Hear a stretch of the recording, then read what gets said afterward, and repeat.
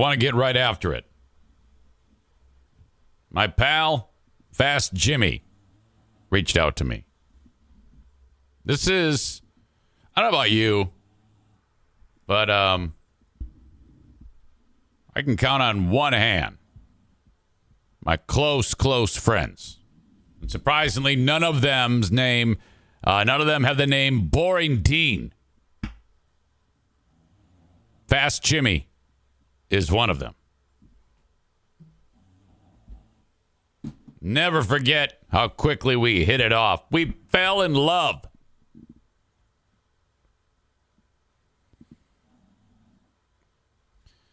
I can not talk to him forever. And then suddenly a phone call flies in, and it's like we're immediately caught up.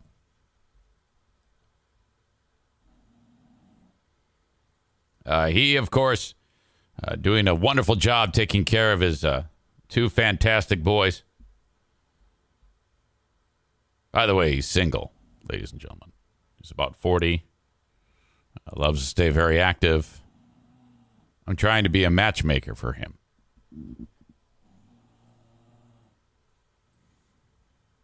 He got a letter from the local orthodontist. You know, the one who's into child porn. Fuck me.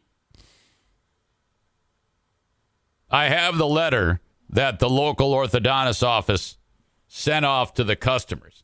This is like, I actually give them credit, the staff there who did not know shit about this local orthodontist, who cops say is into child porno.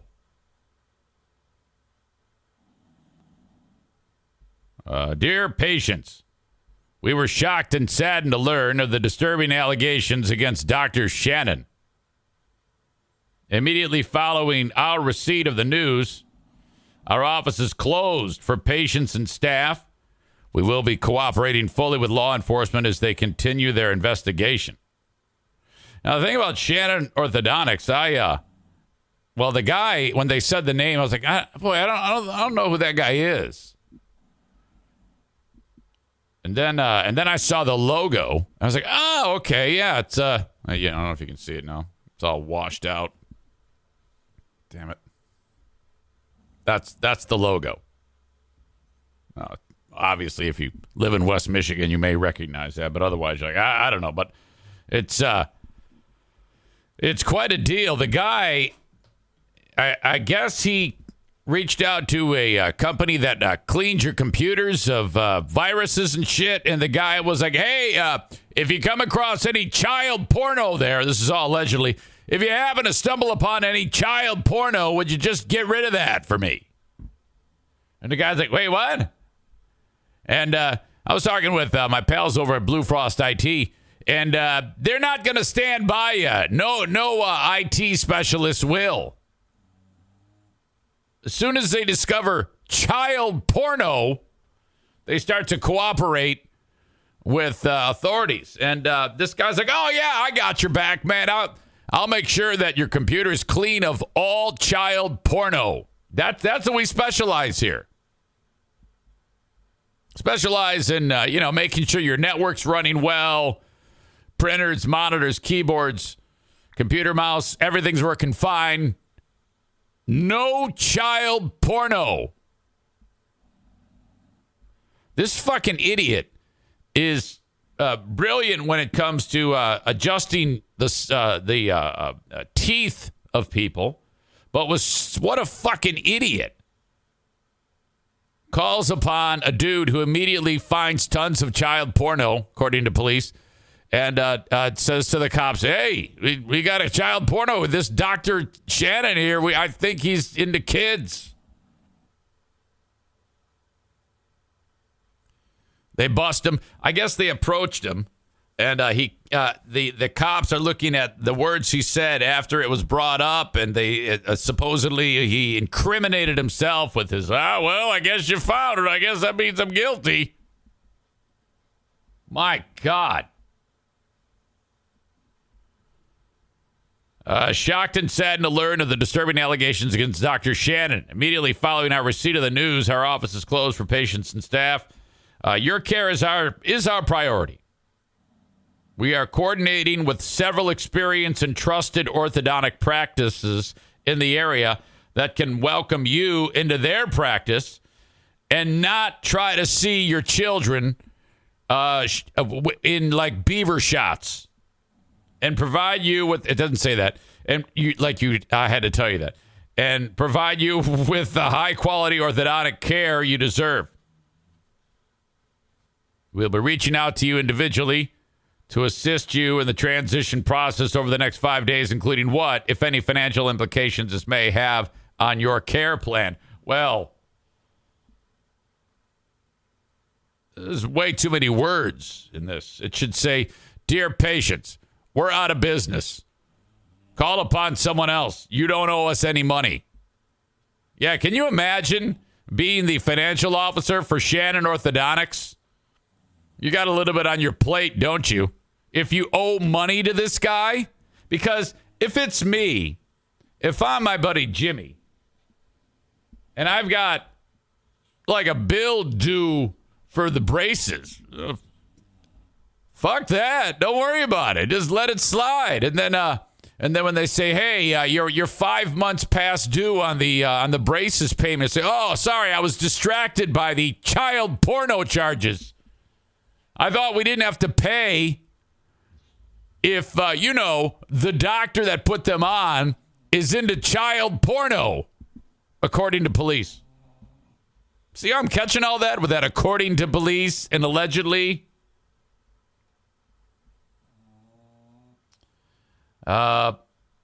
Please do not hesitate to call us in the meantime. We are working diligently to ensure. Would it be insure, I-N-S-U-R-E, or ensure, E-N-S-U-R-E? Ensure, they wrote E-N-S-U-R-E. Your care plan is transitioned, that the progress you've made is not interrupted, and that you have options to continue your care with no financial changes. Well, I know the one change. You're not getting any money.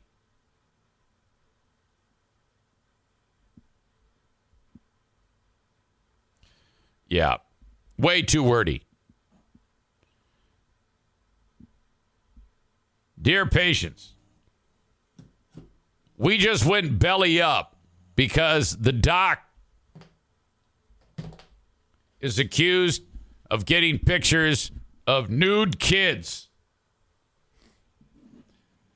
Can you imagine if he actually does beat the rap, though? Hey, we're open for business. Everything's good. Everything's good. No problem here. Holy shit. Anyway, so I called up my pal Jimmy. I go, Jimmy.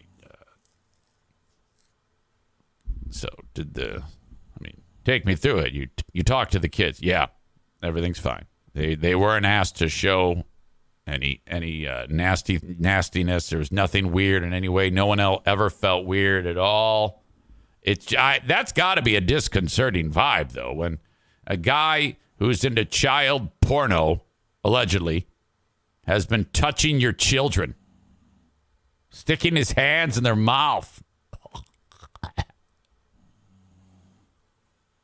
I don't even like that I had to say that.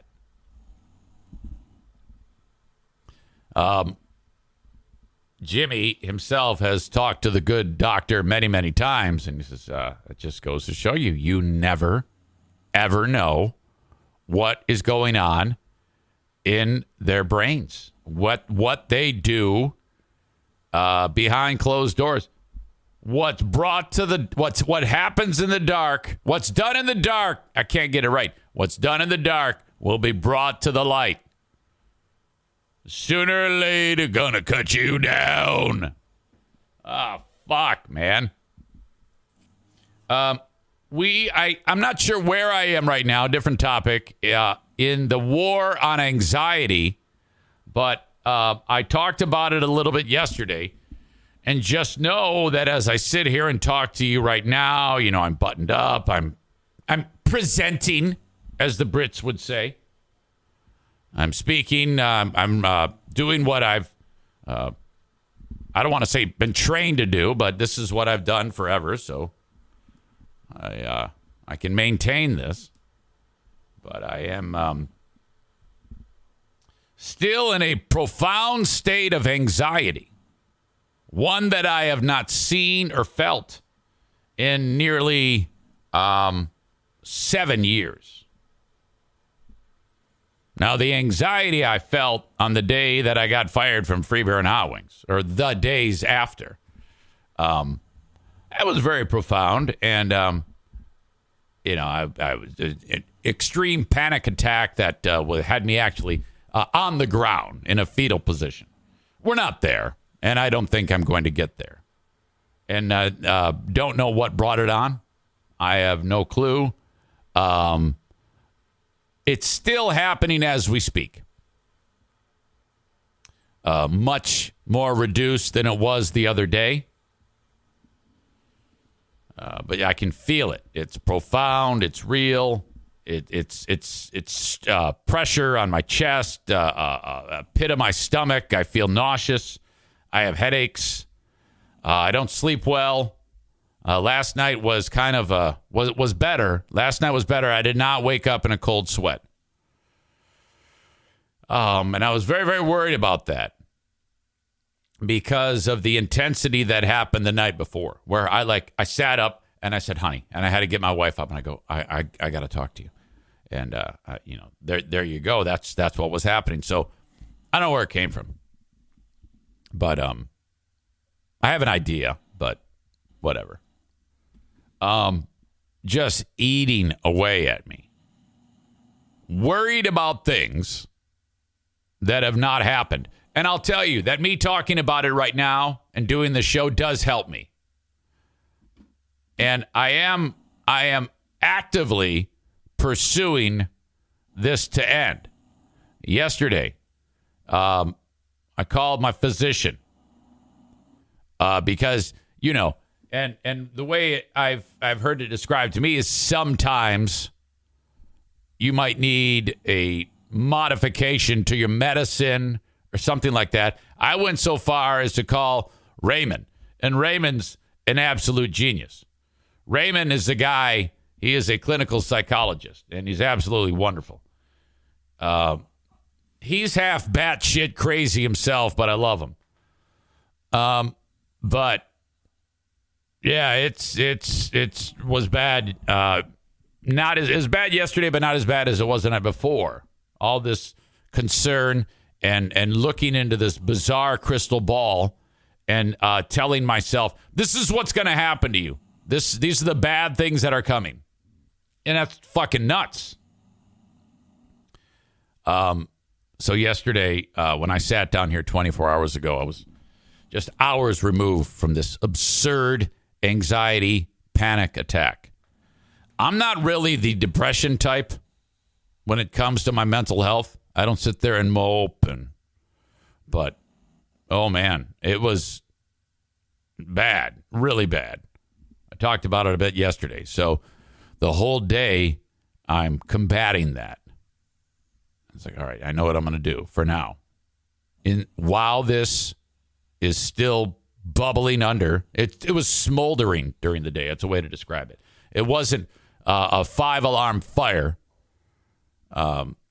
like it was the night before, but all day it's smoldering. And I'm like, oh, fuck, man. It's not good.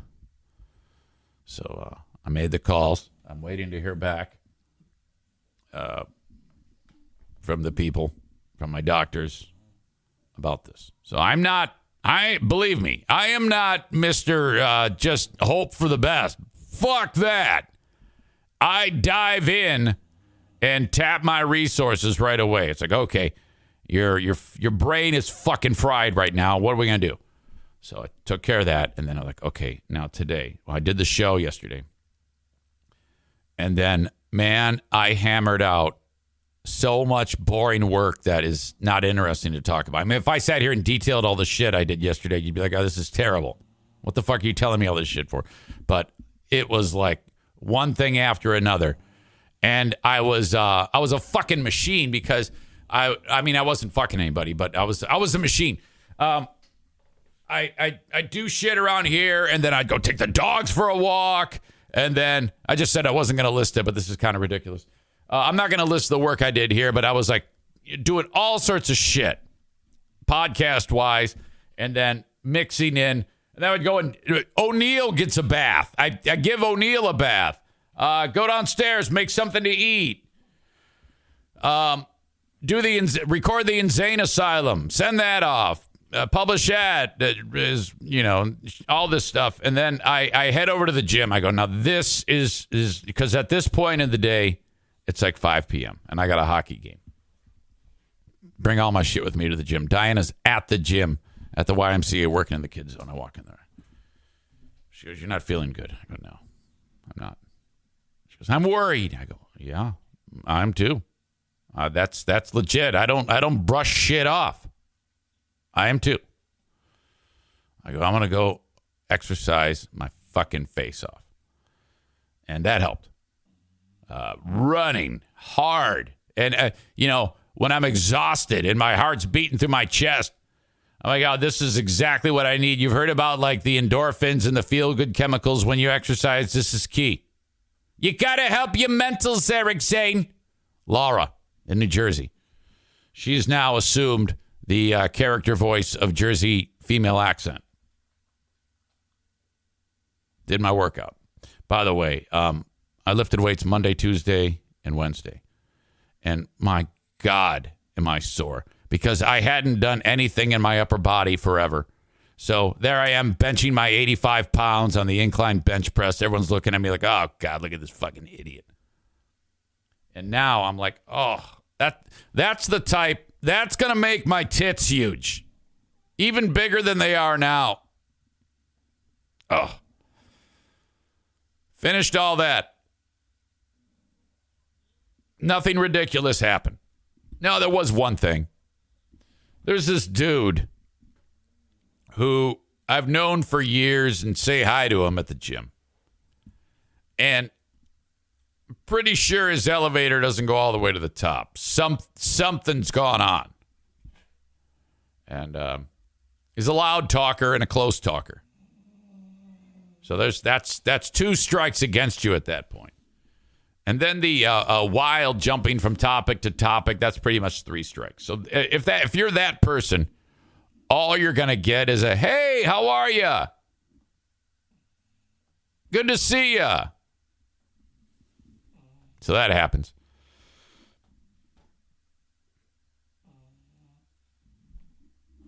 He runs to the, I'm actually in the shower. And I see him making a beeline for the urinal, and I've seen this so many times. I know what's coming. Most people stand there, unbutton, unzip, or if they're wearing sweats, they just pull it down and then go. I don't know what's going on here, but he actually drops his pants down to mid-thigh, like his ass is facing out. A grown man. He's a 60-year-old guy. Like, dude, what planet is it okay on to take your pants off to go pee? Drop them down mid-thigh.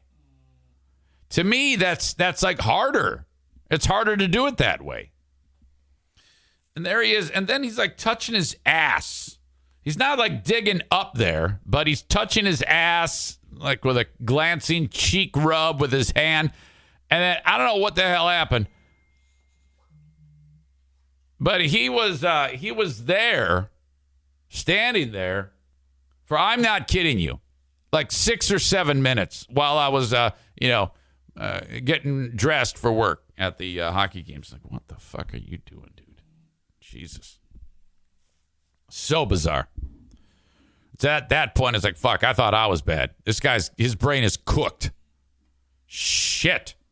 Anyway, felt better after working out. I see Dinah's working in the kid zone, and now she's worried about me because this has kind of been a thing, And she says, how did this is so weird. It just came on. It just hit you. I go, I know. my hands are tingly, something's happening to me. Something is going on. I don't quite have a fine point on it, but FYI. That's what's happening. Get to the hockey game. I'm kind of a shell. People around me are noticing that I'm kind of like looking off into the sunset. I'm like, oh, just weird. Just really, really strange. So at a moment's notice, if I suddenly like freak out and rip off my clothes and start running around here naked, you'll know.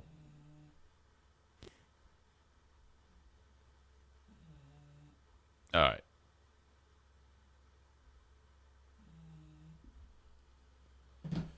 Phew. Thank you for being. Oh, wait a minute. Before I get to this. Do any of you in West Michigan listen to 98.7 WFGR? Oldies station, classic hits. There's two classic hit stations. There's 98.7 and 101.3. That's the one I work on. 98.7 featured JoJo Girard. I've known JoJo since he arrived in West Michigan from Maryland. He was in Grand Rapids for the longest time on SNX, I believe, and then he left town, went to a big market in, I think it was D.C., and then made his way back here to Grand Rapids, and they shit-canned him. Town Square shit-canned JoJo just the other day. I don't know much. I did talk to him a little bit yesterday, and just a great dude. I always got along with him. Great. He's a good comic too. He does stand-up comedy. So right away, I'm like, hey, buddy, just thinking about you. Hope you're doing okay. Jesus Christ. And so I'm like, well, you should, if you want to start a podcast, I would love to help you get that started. I can help you get it started as quickly as possible. Whatever you decide to do, I'll help you. But I'm hoping I'd like to actually get him on here, but he said he's just laying low for a little while. There may be a scenario where Town Square made him sign the old non-disclosure, which means you can't talk shit. So that's always a bummer. They give you like one or two paychecks and say, hey, you can never talk bad about us. But we'll see. So hats off to JoJo. Sorry that happened to you, buddy. Frankly, you're going to be in a better spot. Really. More than likely. If you're enjoying the show via Facebook, Twitter, or YouTube, I'm going to send you on your way. If you want the rest of the show, or if you want to get it in its entirety tomorrow at 8 a.m. Eastern Time, you must go to twitch.tv/Eric Zane Live, twitch.tv/Eric Zane Live, or download the Twitch app and search Eric Zane Live, all one word there, lowercase, whatever, doesn't matter. And then there you go. Follow the page. You'll know when I go live. It'll send you a little notification. At that point, you put your little username in there. You can contribute to the chat with all these folks who are here. And do your thing. You can also subscribe with your Amazon Prime account for free. Just link up your account, and then you can get the show on Twitch with no commercial interruptions. So there you go. Send me an email, Eric at ericzaneshow.com, info. On the Shoreliner Striping inbox. If you want to chat, if you ever want to say hello, that's one of the big knocks, in my opinion, on doing content like this. You're kind of alone, I got to talk to the dogs. Holy shit. Ryan says the COVID conspirators would argue your symptoms were caused by the vaccine and you'll soon drop dead. Well, yeah, that's exactly right. That's what they do now. If I throw myself off the parking structure, they're going to say, oh, he got the vaccine. Holy fuck. He drowned? Oh, vaccine, right? Plane crash? Oh, I bet he had a vaccine.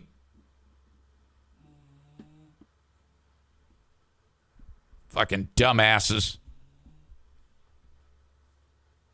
All right.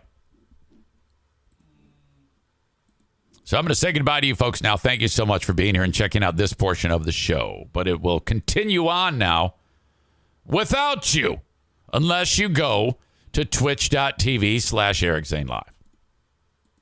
Okay, it's time to cut through the clutter with all of the information about online betting. MyBookie. That's all you need to know. MyBookie. New year, new you. When I say new you, I mean because you're going to MyBookie. Give yourself a fresh start with MyBookie. Whether you bet to earn, which some people do because they're good at it, or just to have some fun, MyBookie gives you the most for your money with their redesigned deposit bonus. Just use promo code ZANE on a deposit of $50 or more to receive a cash bonus instantly to your MyBookie account. Try it out. MyBookie. Promo code ZANE. Using this bonus is simple. Bet your deposit amount just once and you're ready to cash out. It's no strings attached with MyBookie. Promo code ZANE. Bet on the NFL, UFC, play for a share of big cash prizes in the weekly online blackjack tournaments. You name it, MyBookie has you covered. With so many brands to choose from, you need a platform that makes it simple to bet and win. Like MyBookie. Promo code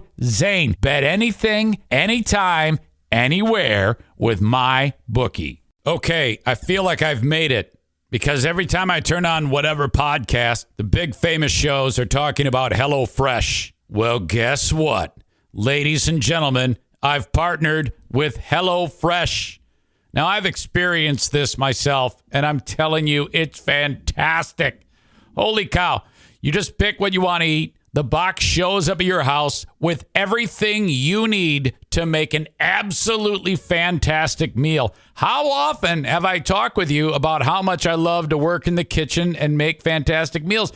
But the problem with that is there's a little bit of extra work involved with like the research and then going to the store and then buying all the stuff. And then like life gets in the way and you never make it and everything rots in the fridge and it's all stupid and you hate your life. And then you never do it again. And then you eat like a jackass. Well, how about we forget all of that and you just open up your door, walk outside and grab a box filled with particular portions, exact sizes of what you need to make some of the best food you will ever have.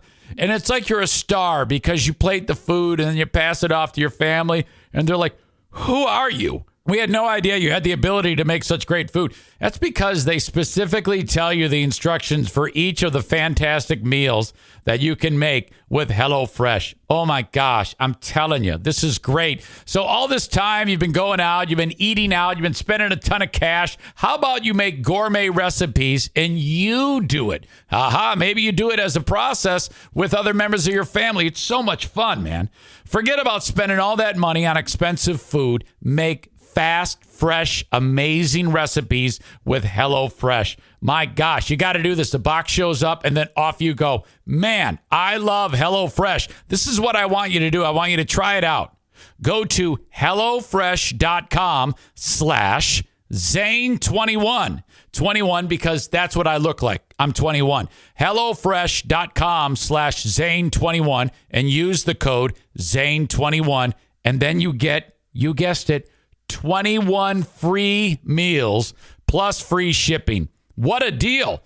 If you're listening to me right now and you don't try this, you're crazy. We're giving you free food. HelloFresh.com/Zane21. Use the code Zane21 and 21 free meals plus free shipping. It doesn't get more perfect than this. My gosh, I love you. HelloFresh, America's #1 meal kit. Okay? I love HelloFresh. You will too. Check it out online. HelloFresh.com/Zane21. Use code Zane21 for 21 free meals plus free shipping. Go do it. Facebook and Twitch brought to you by Irvine's Auto Repair, Grand Rapids Hybrid and EV. I love them. Twitter page, Twitter handle brought to you by Blue Frost. Wait a minute. Hold on a second. I think I screwed this up. Twitch and Facebook, Irvine's. Twitter, brought to you by Blue Frost. YouTube, brought to you by Frank Fuss. Yes. That's what I wanted to say. Joe Biden is on the hot seat. Oh, my God. This is so perfect. Jesus. I would be remiss if I did not beat the shit out of Joe Biden for this.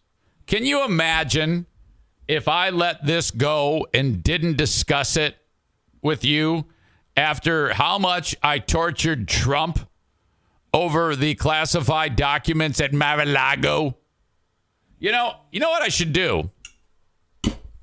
I should get the president on to talk about this. Because, his beautiful house, my beautiful house in Florida, was raided.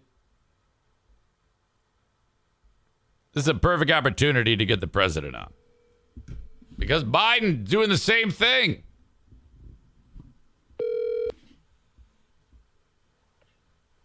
Good morning. This is America's favorite president, Donald Trump. Mr. President, how are you? Good morning. Well, good morning, Big Fraud Zane. Oh. I was watching your program. What a wonderful show you've got there. Thank you. I appreciate that. You knew it was me this time. Normally, you have to ask me, who is this? But well, my people, they put you in my phone now. I could even call you, I think, on the Big Fraud Show anytime I want to talk to you, which is fantastic when you think about it. Yeah, when I think about it, it is fantastic. Are you taking a victory lap today? Because it turns out that I guess it's Big Fraud Biden, right? Well, I've been saying it all along. I think I've even said it on your program, Big Fraud Zane. They should look at all these former presidents. Biden, it's so funny how fake he is. Everyone knew he had these documents. And they're going to keep finding documents. They're going to find so many documents, and they're from the Obama administration. I bet Obama has these documents. I think we ought to look there, too. Take a look at him. Wow. Well, I'm curious how this, I guess, I think they ratted themselves out or something like that. I'm really unsure of how this unfolded. The thing is, my pal McCarthy was going to start digging into these things, and they were going to find it anyway. So I think they were trying to maybe get ahead of the game. We don't know. I think they were trying to maybe damage control the whole thing. Okay, hey, I've heard that sometimes that's your best option. The White House isn't saying anything, but you had your home raided, Mr. President. They went in. My beautiful estate here was completely raided by these crooks.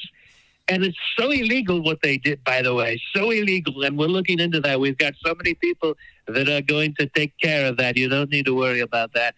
By the way, I thought you were going to stop by Mar-a-Lago. You were just in Florida. Right. I saw on the social media the most wonderful photograph of your wonderful, bodacious breasts, Eric.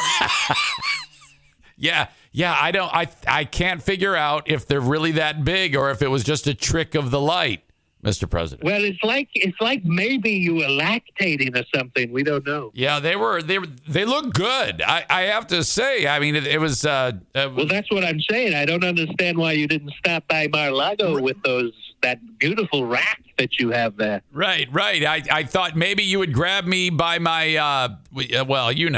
I know the things you like to say. Well, we could at least examine them, see what's going on. You never know. It could be a side effect of the vaccine or something. We don't know. Yeah, it seems like everybody's saying that. A side effect of the vaccine, this, that, the other thing. Well, so now I understand that there is actually a second pile of documents now, and people are pointing the finger. They're going to find so many documents.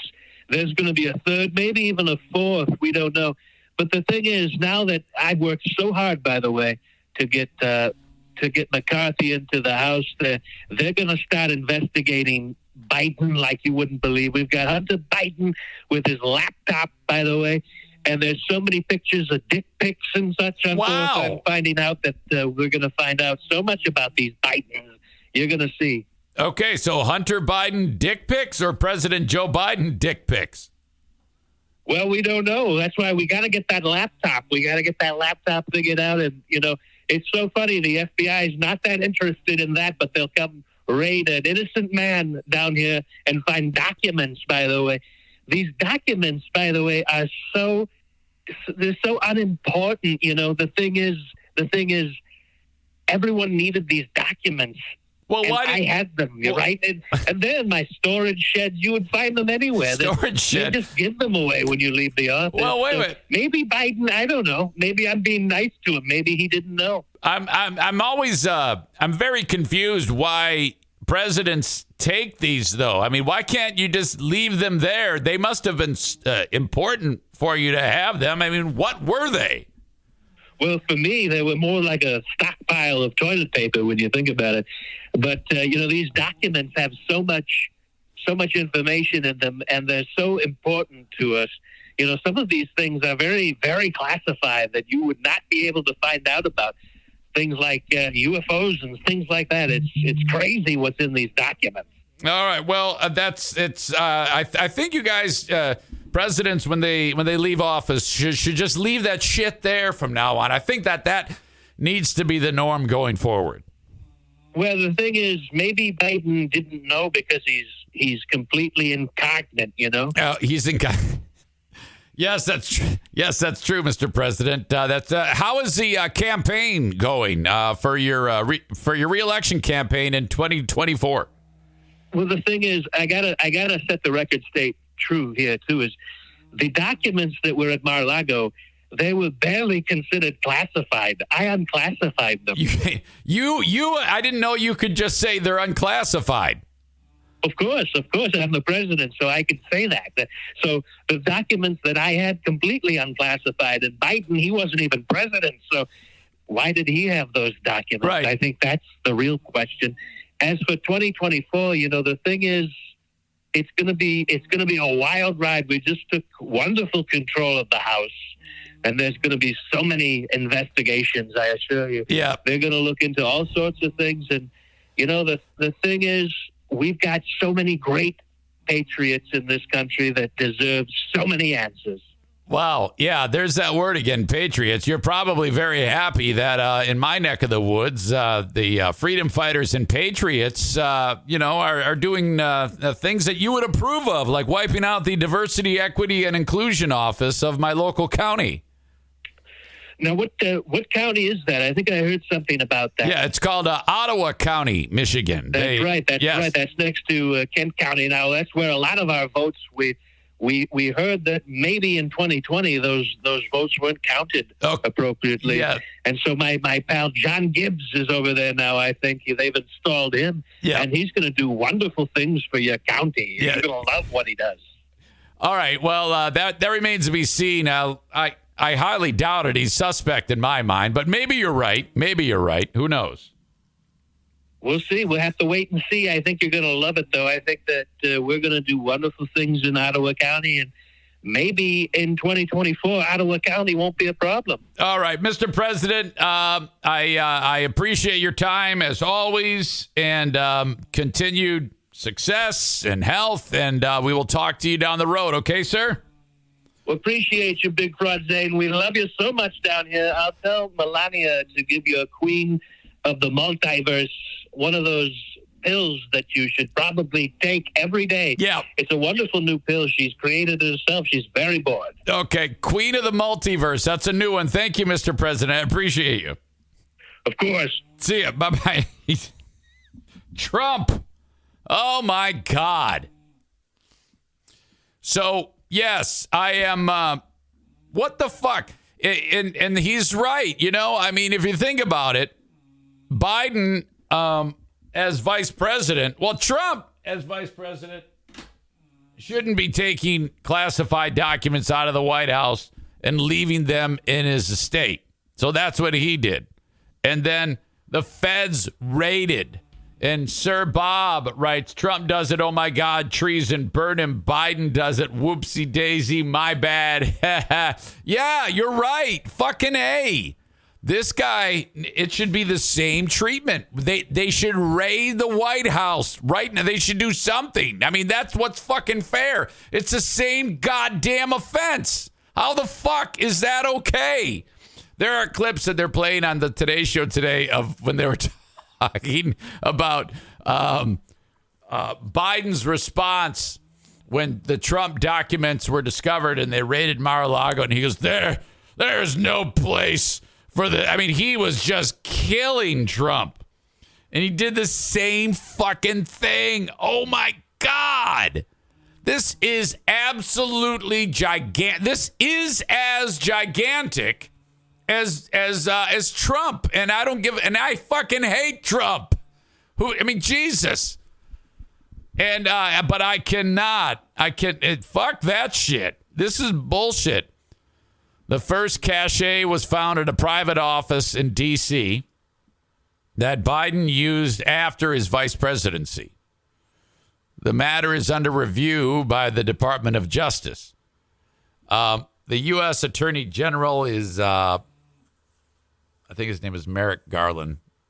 He has stepped away from the investigation, and he's letting a Trump-appointed attorney do that work. I don't know what that means. There was a conflict, I guess. The matter is under review. Former President Trump is facing a criminal investigation for allegedly mishandling classified files. Well, that means the current president, I think, will be scrutinized in a similar, if not the exact same way. Holy shit. And, okay. Look, let's call a spade here. When this happened at Mar-a-Lago, it was a top story on the news. Today, they're talking about Biden, but the top story is it's raining in California.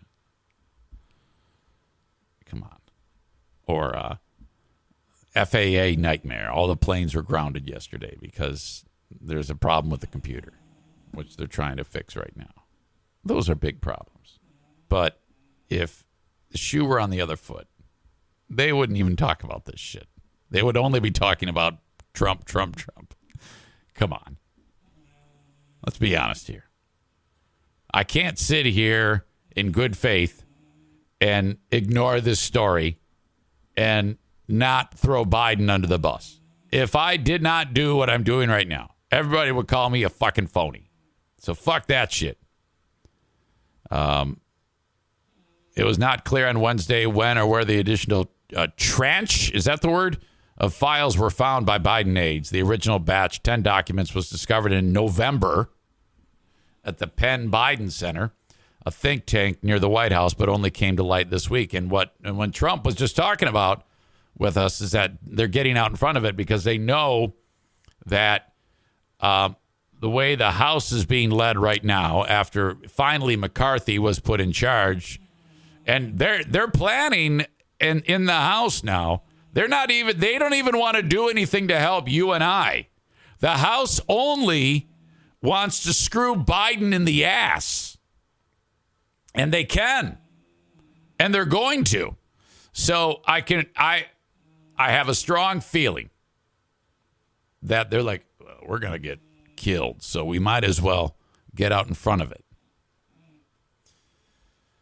Those papers, those 10 documents, reportedly include U.S. intelligence memos and briefing materials related to Ukraine, Iran, and the United Kingdom. They relate to his time as vice president under Obama, but it is unclear why they turned up in a private office he started using after that.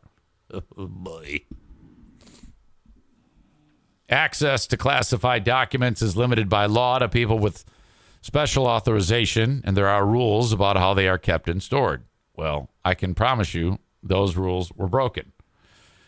All White House records, including classified ones, are required to be turned over to the U.S. National Archives. Return your key card Return your parking pass. You no longer work here. Your tenure as vice president is done. Give all your shit back. You can't take it with you. All White House records, including classified ones, are to be turned in. The White House has not yet commented on the newly discovered batch. There's a second batch that just came out. During her daily press briefing yesterday, Biden press secretary Karine Jean-Pierre declined to answer questions about the first set of files. Now, she can either say nothing or she can say, oh, yeah, he stole those. So she's not going to say that. This is under review by the Department of Justice, she said. I'm not going to go beyond what the president shared yesterday.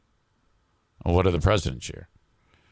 She was pressed on why it took 2 months for the news to be made public and refused to say when Mr. Biden had been briefed on it. Well, it's because he probably briefed you on it. He's the one who took the fucking things. Come on, give me a break. So now, I want you to think about this. When it comes to the Trump documents and the Biden documents, these aren't like,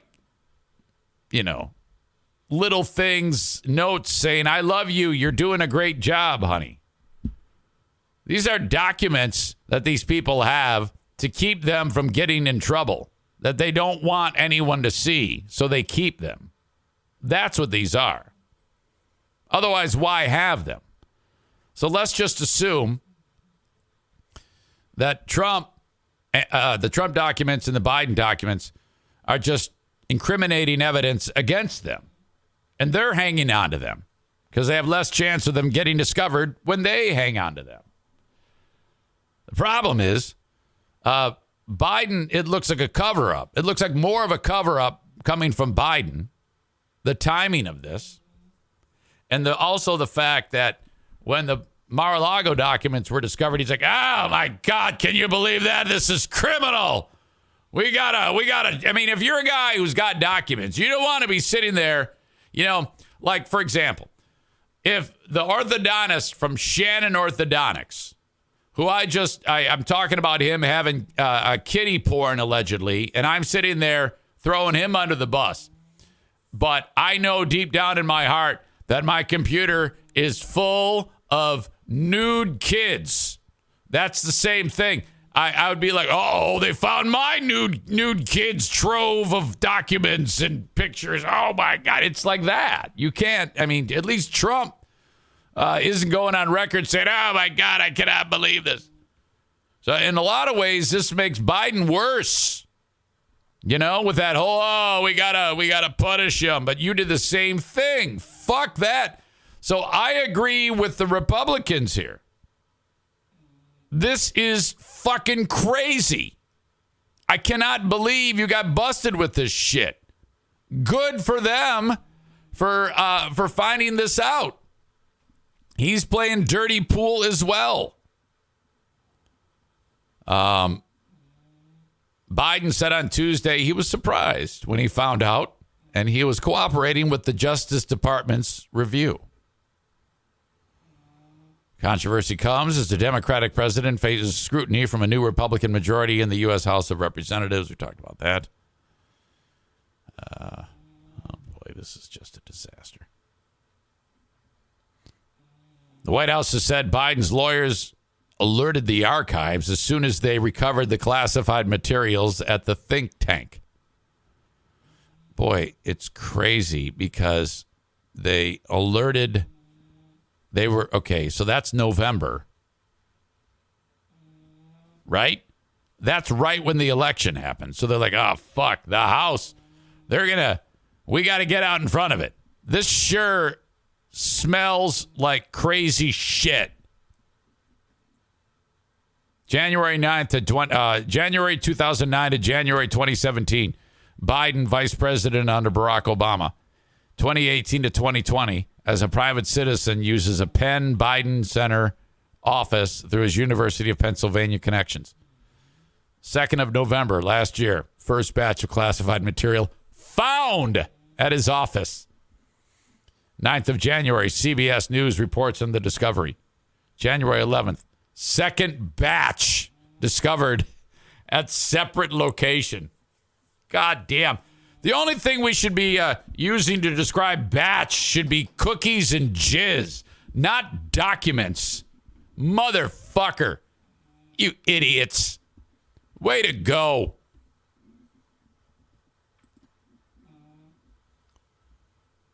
Eric Zane, would you still vote for Biden over Trump? Absolutely. Oh my God. Trump says on Truth Social they should raid the White House. Oh, can you imagine? Chris says, but they managed to keep them in under wraps until after the midterms. Yeah, of course. Joe Martinez says different scenarios, but the same consequences should apply. Yeah. And he's a Democrat. Oh, my God.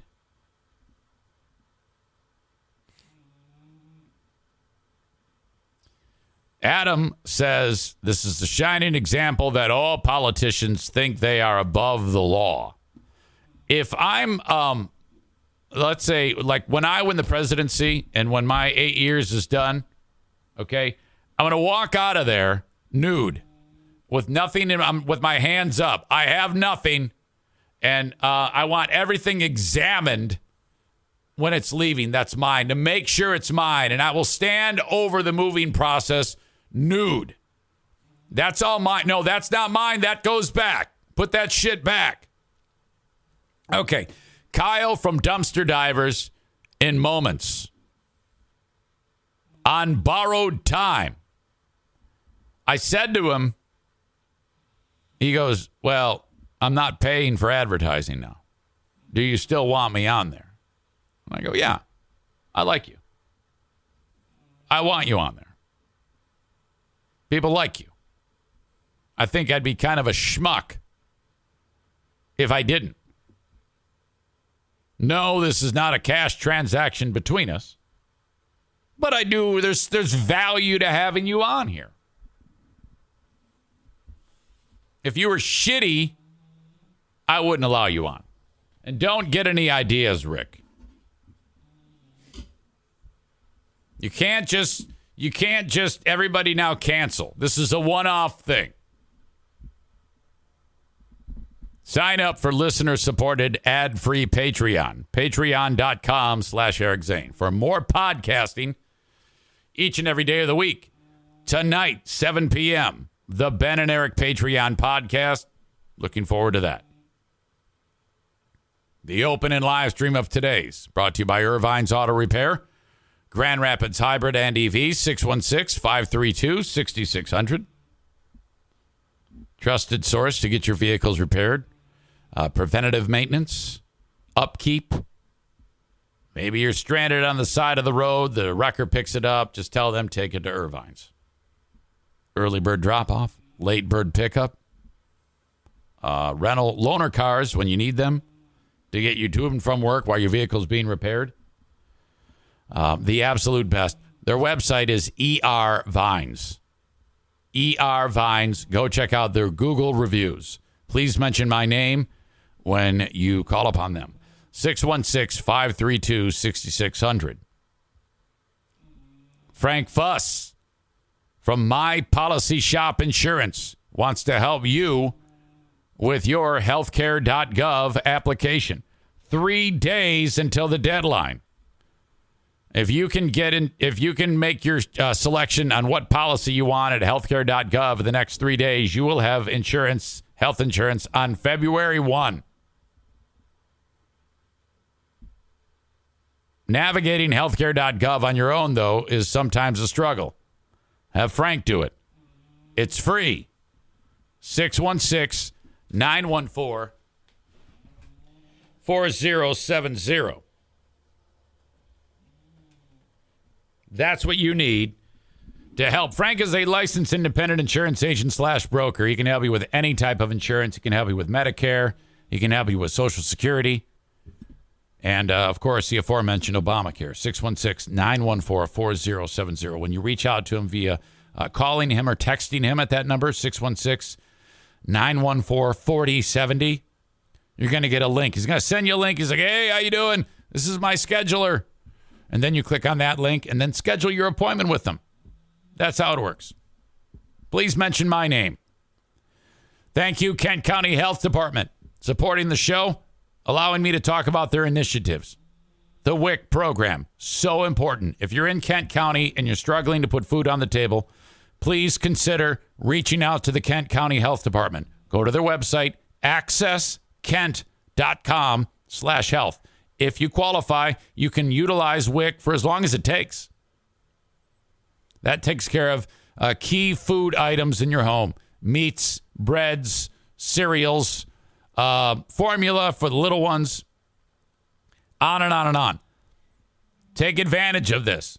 It's set up for this exact scenario. You pay into it your whole life so that if in the event things go south, you can utilize this so that people don't go hungry. AccessKent.com/health for more information. Terrific website.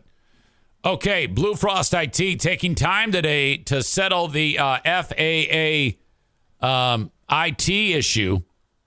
That's right. The FAA called Blue Frost IT and said, we need your help. But call them anyway. 616-200. I think I just forgot their number. BlueFrostIT.com. If you need anything tech-related, sit down for a 30-minute complimentary consultation for your small or medium-sized business in West Michigan to determine what type of new equipment you need.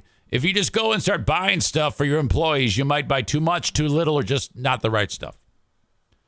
Don't overspend or underspend. Buy the right equipment. After that's purchased, Blue Frost IT will become the managed IT service provider for your business. BlueFrostIT.com. Your old pal Eric Zane, you know it. It's time to go potty.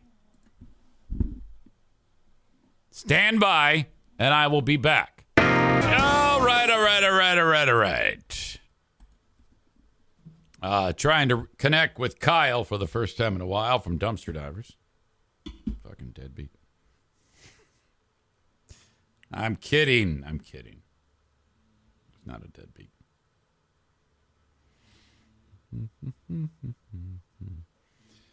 Hello, Eric Zane. Eric Zane. Hey. Eric Zane. Rumor is you're in Traverse City, right? No. This weekend I will be, though. Oh, okay. So, yeah, I sent you the, what do you call it? Invite for paintball, and you're probably not going to be here. Yeah, we're going to be coming back that day, kind of later in the day. Yeah. So, wait a minute now. You just got back from Florida. And then now you're going to Traverse City? What the hell? I know. So here's the fucking thing, Eric Zane. It's for my best friend Cliff's birthday. Oh, okay. Like his birthday party thing or whatever. So we're going up there. But we told him, we're like, listen, dude, we can't be fucking spending all this money left and right. So after Traverse City, we're fucking shutting it down for a while. Dude. Yeah, that's what you do. I know the feeling. I know the feeling, man. You and I are the same because you get halfway through the trip, you realize, fuck, I'm broke. Exactly, dude.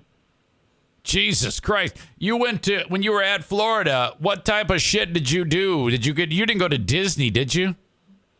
No. So we went to Venice, Florida, which right. I never been before, but it's like on the bay side or whatever you call that, the Gulf side. Who fuck? The other side of Florida, not the Atlantic side. Yeah. It's still the Atlantic. And so we went there to visit my Blue's grandma because, like I mentioned last time, Blue's grandpa died like last year or the year before that. So yeah.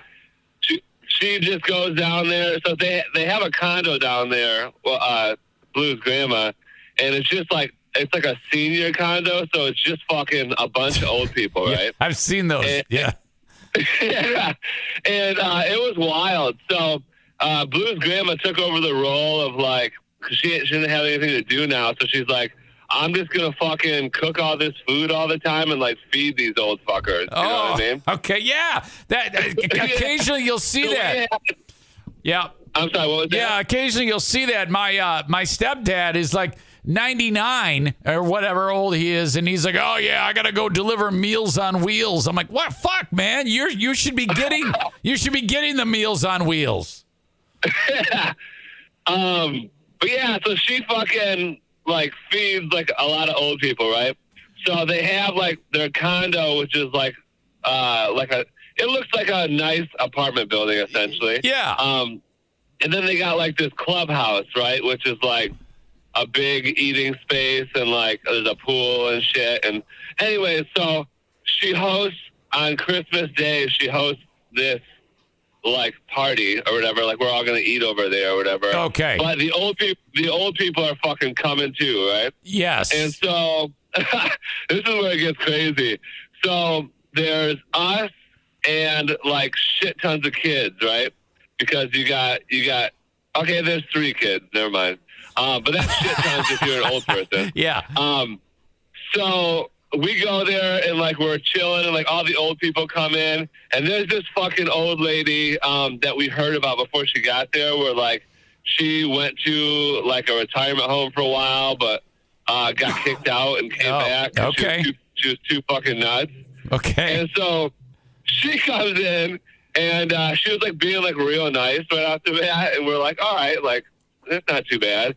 But then Kinsley, which is Blue's brother's daughter, she was drinking this Coke and fucking spilled it on the carpet. Oh. And this lady, her eyes like shot over to the Coke and like I could see like demon activity like coming into her eyes. All right. Yeah. And so Kinsley was like, oh, let me try. So she was going to clean it up, but she's like 7. So her idea of cleaning it up is, I'll fucking take my shoe and start like rubbing it on the carpet. To try to, like, and the old lady, I thought she was gonna die. She like she was being all nice for that, and she turned and looked at Kinsley, and she was like, "Don't rub it in." Oh no! Oh, dude, it was crazy. And then Jameson, the champion sprint, he was. They had like this little seahorse, not like a seahorse. What do you call it? A rocking horse? Yeah, rocking horse. Like a rocking horse there, and he was like riding it or whatever because the old lady like wanted him to do it. Yeah.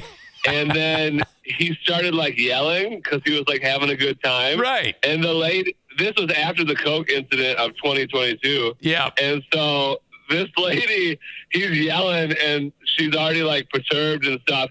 And she looked at him, and I was like, in my mind, I'm like, you don't fucking say nothing. Yeah, don't say anything, and, bitch. Shut up, bitch. She didn't, but I thought she was gonna fucking lose her shit. Oh yeah, that's the thing. Whenever the elderly, okay, if it's weird when the elderly and their kids get together, but when you have grandkids and great grandkids and the elderly, oh, they do not mix at all. The old folks want to murder those little ones. They're like, "Fuck you, get out of here."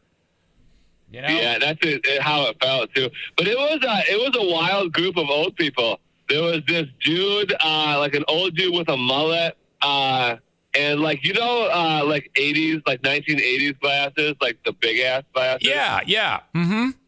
So yeah, he had old guy, mullet, 80s glasses, and he never stopped talking once. He was just a ball of energy, just telling jokes. Yeah, I hate and that. it was just going wild. And then this one dude, this guy was crazy. His name was Vincent, but you could tell he was like from New York and like potentially had like mob boss energy. Yeah.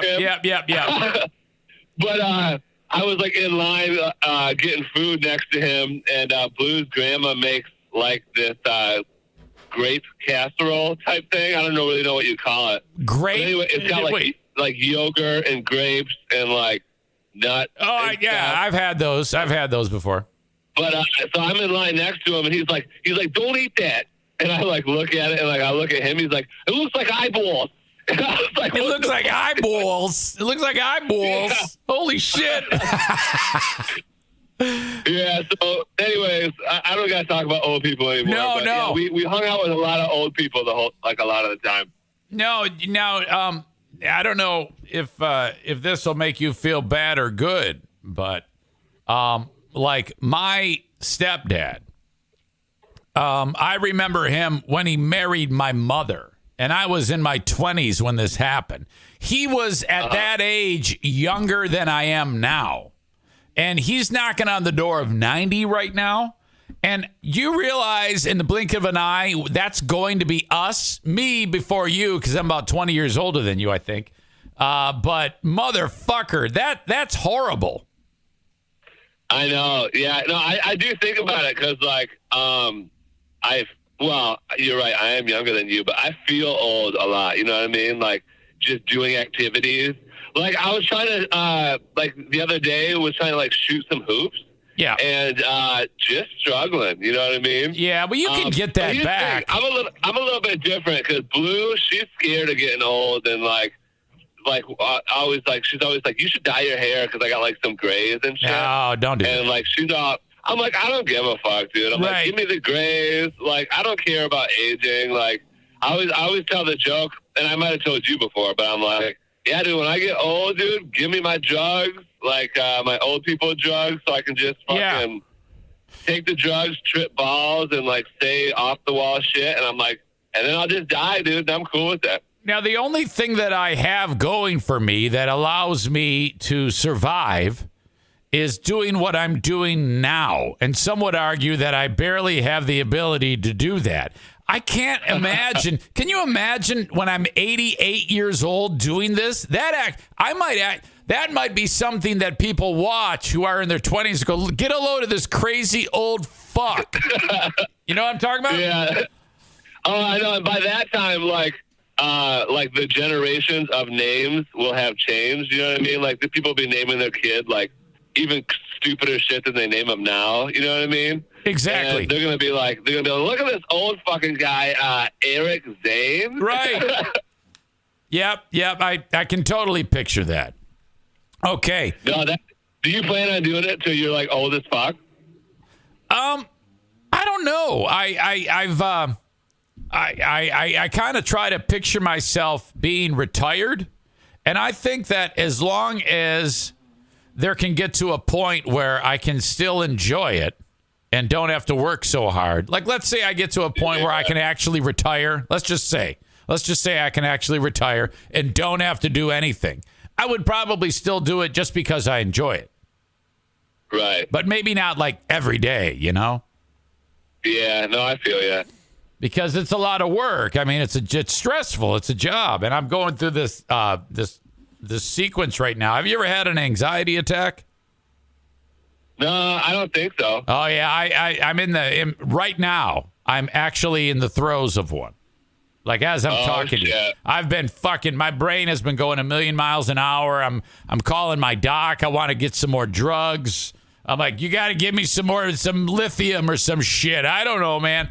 Give me some more medicine. So, but I'm okay when I'm actually doing what I do, like staying busy, working, stuff like that. But the second I lay down and I'm with my own thoughts, I start to get crazy, you know? Yeah. So if you turn on Wood TV 8 and you hear about a guy who massacred his family, it's probably me.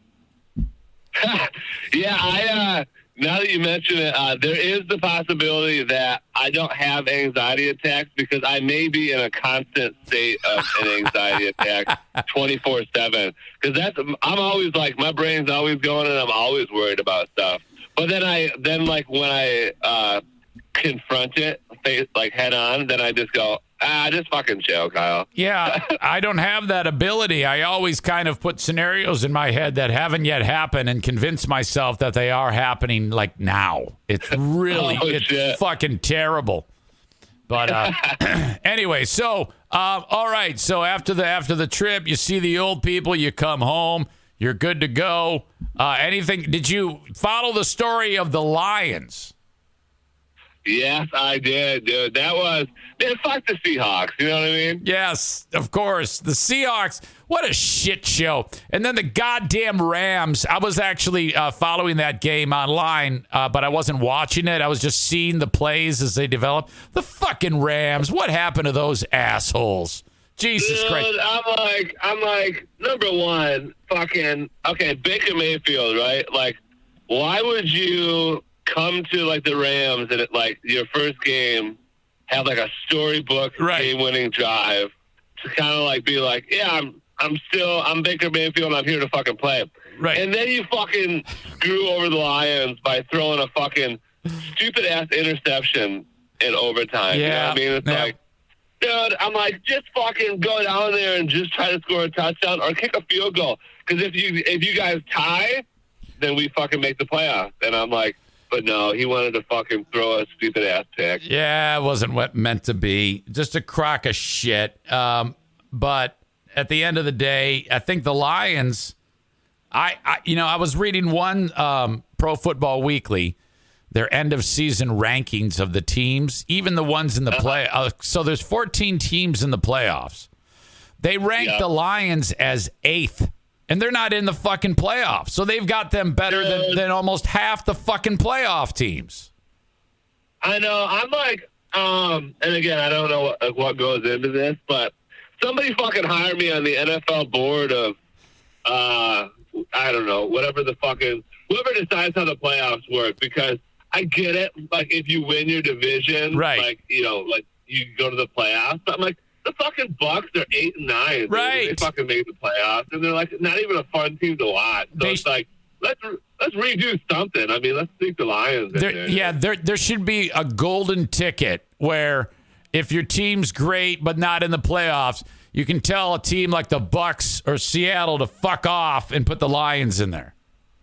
I know, because dude, the Lions, they would have been so fun to watch and this year. I mean, our defense is shit, but like we were still having look what we did to the Packers. That was a fun game to watch. Well, that I got great satisfaction out of that. So I know, fucking Aaron Rodgers. I don't know if he's gonna retire, but I hope he's done, dude, because at the end of the game he didn't give Jameson Williams his jersey. He was like gonna keep it. Yeah. Because I'm like, yeah, dude, you talked all that fucking trash, and then we smoked you twice. Right. Year, dude. The only thing that would have made that day better is if on the way home he got into a head-on collision. I know, right? I can't even. I'm kidding. Fuck. The best thing though is I just want to make note of it. And we've alluded to it and talked about it a couple of times, but Jared Goff post retard comment by Kyle, pretty fucking amazing, dude. Yeah, no interceptions. Dude. Oh yeah, he's been lights out. He has turned into a great quarterback. Yeah, holy and fuck. I'm pumped about it. Okay, well, really good. Tell your lovely better. Is she sitting there with you? Your lovely better half? No, I'm at work right now. Oh, okay, you're back home. Tell her. I don't know why I thought that. Anyway, tell her I said hi, and yeah, really, really good hearing your voice. People are glad that you're there. Yeah, guys. Sorry I was gone for 2. I forgot to tell you. Like I said, I was going on vacation. Yeah, so you were like, "Let's do this," and I was like, "Oh fuck, I forgot." No, because Florida. Then the next week you're like, "Hey, let's do it." I'm like, "I'm fucking still in Florida." Yeah, and then you reach out to me and said, "I'm ready." I said, "Fuck you, I'm in Florida now." Yeah, good ass times, dude. Okay, all right, buddy. Thank you so much. All right, love you guys. Yeah, man. See ya, Kyle from Dumpster Divers. What you do is still order a dumpster from them and say, "This would be a lot better if you were giving Eric Zane your money for the marketing, dick." That's what you should do. That's hilarious. You don't really should. Well, no, yeah, you should do that. See, the only reason why I'm here is because Eric Zane. You should probably support his podcast by giving him your dollars and cents for marketing. That's what you should do. Let us go around the radio dial in honor of Jojo Girard, shown the door on 98.7 WFGR. Really remarkable to me. You can, in theory, have a radio station. By the way, my friends at Wood Radio reached out to me again, and they said, we want you, this is a conversation I had yesterday, we want you to produce the morning show. And I said, I can't. I got all this going on. Now, this is the job that they said is $12 an hour. Now, there's no way I'm going to do that. And the final hour of my workday is hosting an alt-right talk show. Brandis says, do I hear Daisy snoring? Yes, you do. The conservative show with Puddin'. So I sent a message today. 'Cause I thought about it, and I said, I will not do that. No, that's not. What did I actually write? Because he said to me, again, yes, the second time he's brought it up, because he can't find anybody to take the job. I said, this may sound strange, but I've been thinking about that job. However, we're so far off in what I would need to take that job that I feel bad just telling you. I would only do it if you offered me $30 an hour, which is approaching 3 times the amount of what they wanted to pay me. I said, I'm just throwing it out there. That's what I'd need to make the wholesale changes to my life and do that job well. No need to respond. I'm just letting you know that I would do it for that amount of money. I don't need insurance or anything like that. Frank Fuss. So I'm like, yeah, you can't pay me what you'd pay a fucking dock worker. So I'm thinking, since they asked me twice, that they're really struggling. But it's like, you're not going to get me for anything less than that. That would actually help me. I would do. But you're not going to get it for $12 an hour, for fuck's sake. No way. You kidding me? All right, let's go around the radio dial.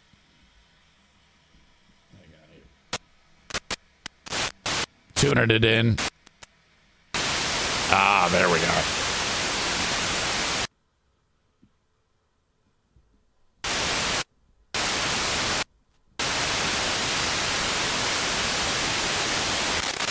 We're dedicated to conserving and protecting the Bill of Rights. The ACLU is often misunderstood. Bottom line is boring. Important to us is children to see so many children who as babies likely could have died now running around and growing up healthy and strong. Oh, sounds like an abortion conversation. An analogy. Thank you very much, Dr. Scott Adzik. Where do we find out more information about this conversation?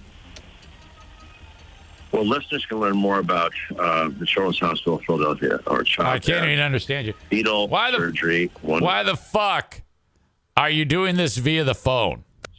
Fetalsurgery.chop. That's like for stupid podcasts like mine. Thank you. Take care. It is called 10 Keys to Unlock the Christian Life, and it is our thank you for your financial support this month. You can call us and give a gift over the phone. Our number is 877-673-6365. That's 1-877-OPEN-365, or our website is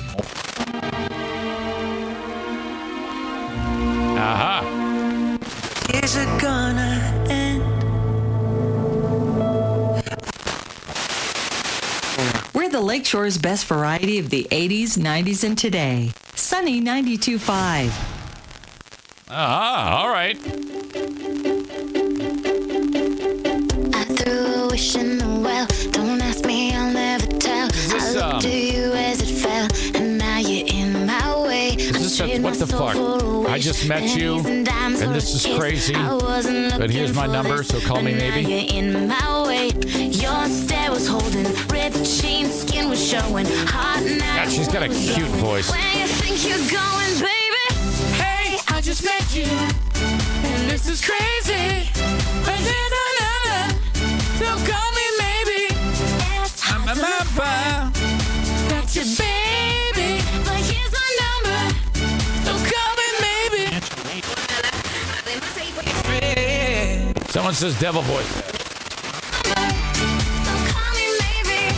And I'll be the boy. Try to chase me, but here's my number. So call me maybe. You took your time with the call. I took no time with the fall. You gave me It actually sounds better than the original. Still you're in my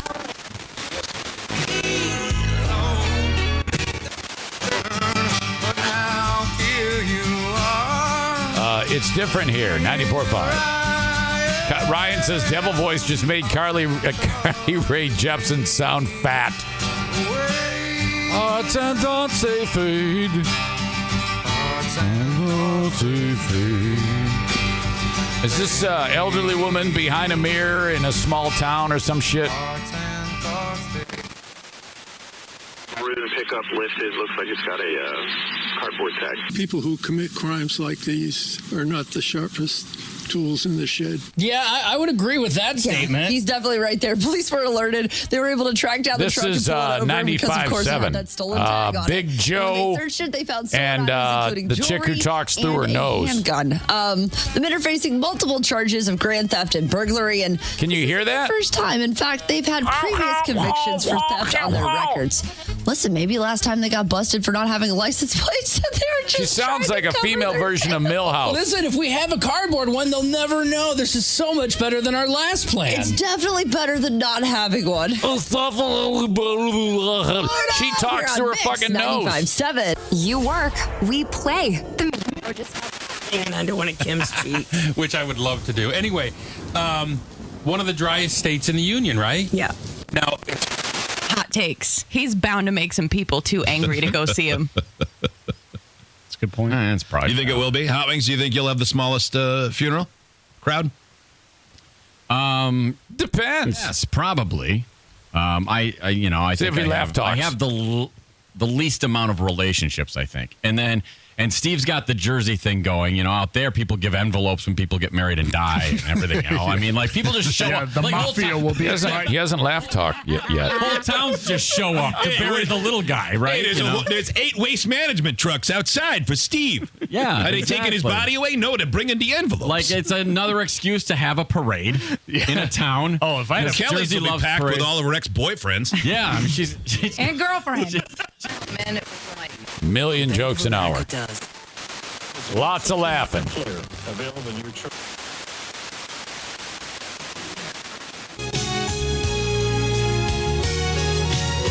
Where's 98.7? I'm a short warehouse. for quite an opportunity. Can't even get the fucking thing in.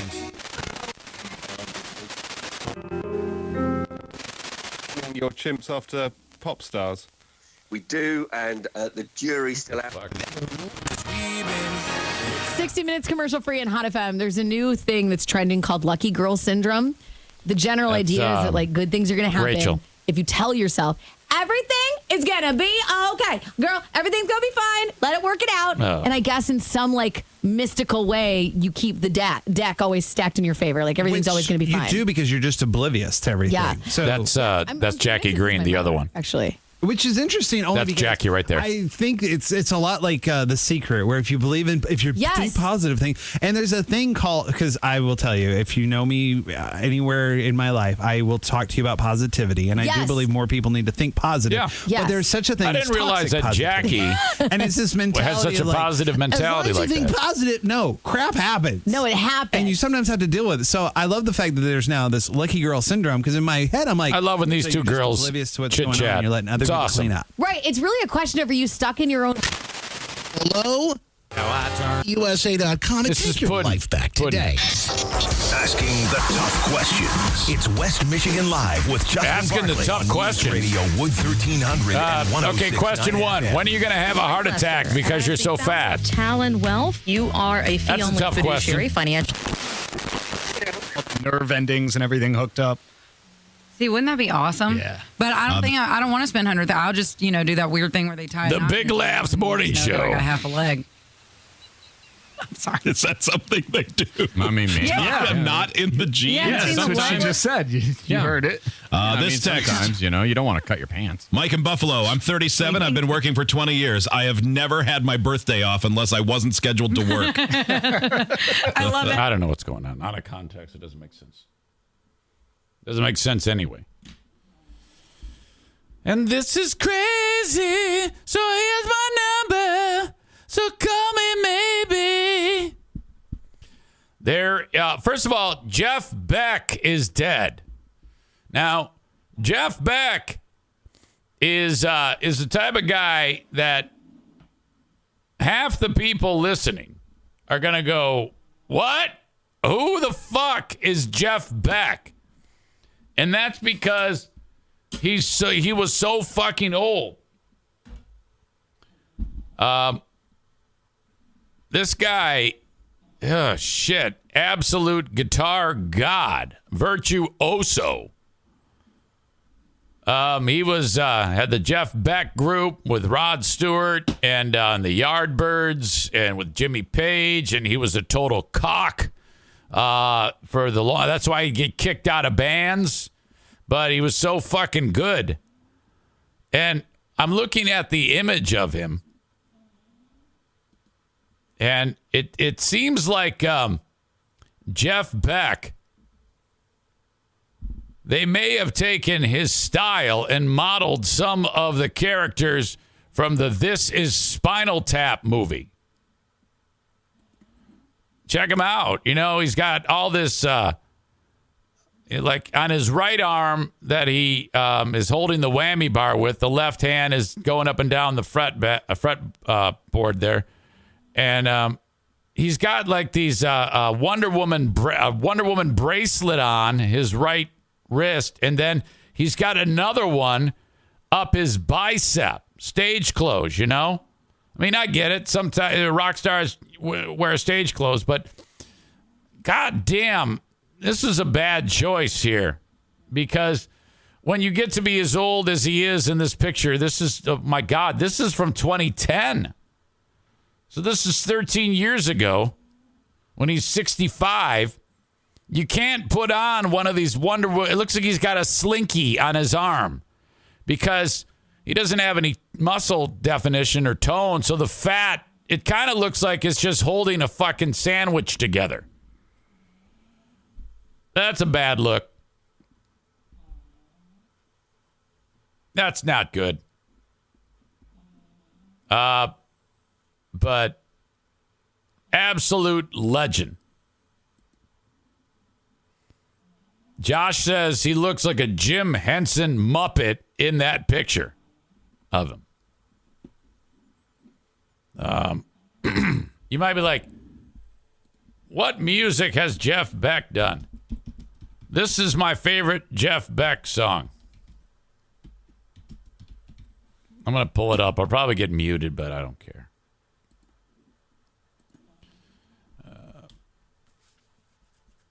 The Jeff Beck Group. Let's see, there's an ad. I want that.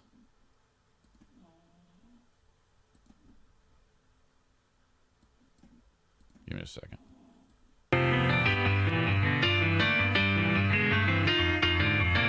He's the guitar player. I don't think he sings, but this song fucking rocks.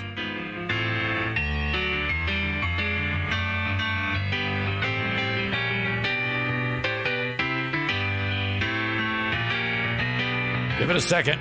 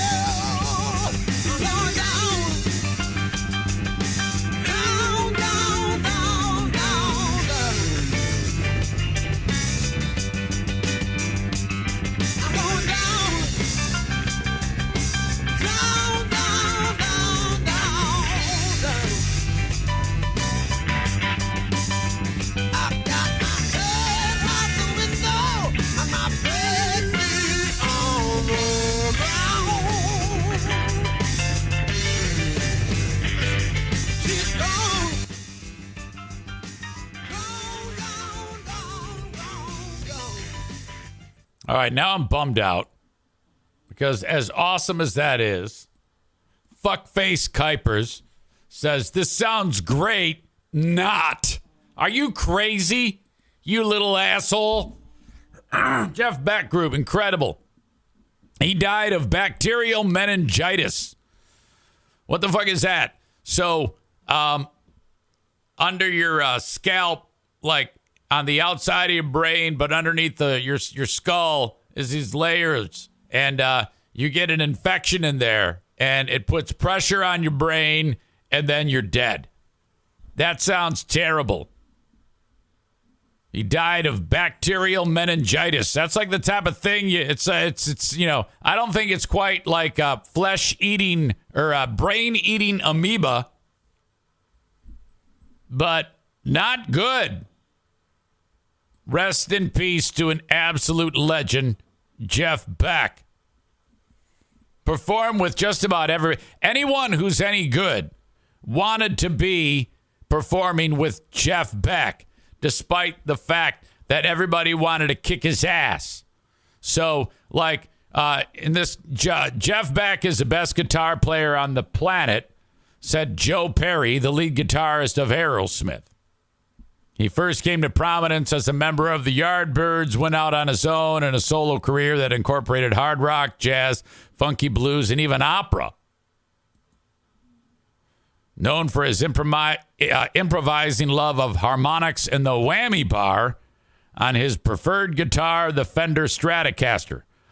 Also known for wearing terrible stage jewelry that made him look like a drunken Wonder Woman. Beck was among the rock guitarists pantheon from the late 60s that included Eric Clapton, Jimmy Page, and Jimi Hendrix. In fact, when Clapton left the Yardbirds, they said, we need someone better. Get that guy that everybody hates, Jeff Beck. And they brought him in. He won 8 Grammy Awards. He was inducted into the Rock and Roll Hall of Fame twice. Once with the Yardbirds in 1992 and again as a solo artist in 2009. Rolling Stone magazine made him the 5th greatest guitar player of all time. Who is at the top of that list? I'm just going to guess off the top of my head, not seeing the list. Eddie Van Halen, Jimi Hendrix, Stevie Ray Vaughan. Who else would be in the Eric Zane top 5? Jimmy Page. Also receiving votes, Pete Townsend, but not going to be in the top 5. Rolling Stone list of top 100 guitarists.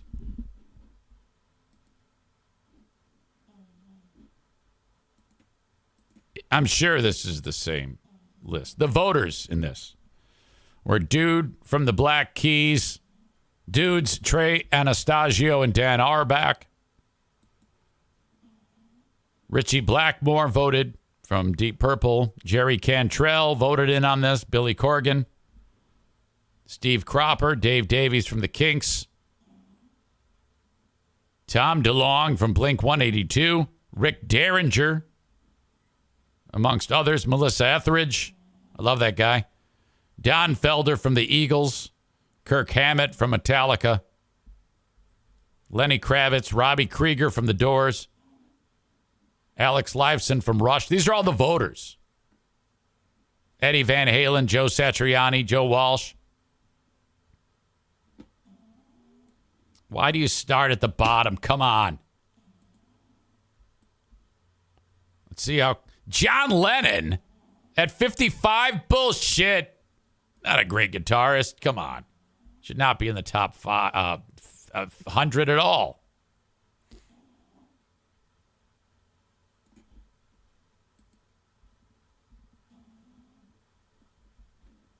$49, Muddy Waters. I got to scroll all the way to the top. Jesus. 20, Carlos Santana. 19, James Burton. 18, Les Paul. 17, Neil Young. 16, Derek Trucks. 15, Freddie King. 14, David Gilmour. 13, Albert King. 12, Stevie Ray Vaughan. Fuck. He's off my list. Shit, I picked him top 5. 11, George Harrison. George Harrison, if he were alive today, he'd say, fuck, I should not be the top 10. Well, he's 11. Give me a break. 10, Peter Townsend. 9, Dwayne Allman. Oh, he's great, especially slide guitar. 8, Eddie Van Halen. Holy shit, I thought he'd be higher. 7, Chuck Berry. Oh, that's a crock of shit. It's the same lick over and over again. That's all he does is the same lick, duck walk, take a shit on a child, and then go on stage and play the same fucking songs over and over again that sound identical. Bullshit on that. Number 6, B.B. King. 5, Jeff Beck. 4, Keith Richards, overrated. 3, Jimmy Page. All right, I got that one right. So I was wrong on Stevie Ray Vaughan and Eddie Van Halen. There's only 2 more spots. One of them will be Jimi Hendrix. Clapton. Well, yeah, Clapton's pretty great. I just don't like him because he's a COVID denier. And then number 1 has to be Jimmy, and it is. He's really great. He was. In fact, you could put a guitar on his coffin right now, and it would probably the guitar would sound better than a lot of the people on that list. Or at least that are playing guitar today.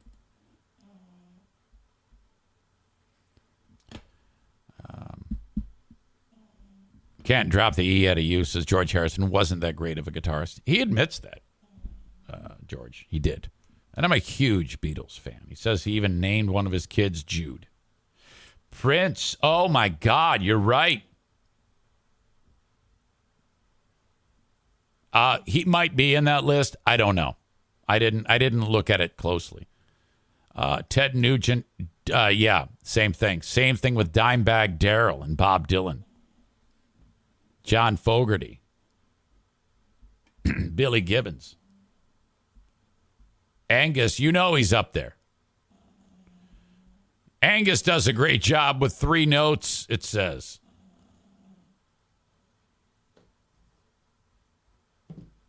All right. Where was I? What was I? I was talking about Jeff Beck. So it's crazy.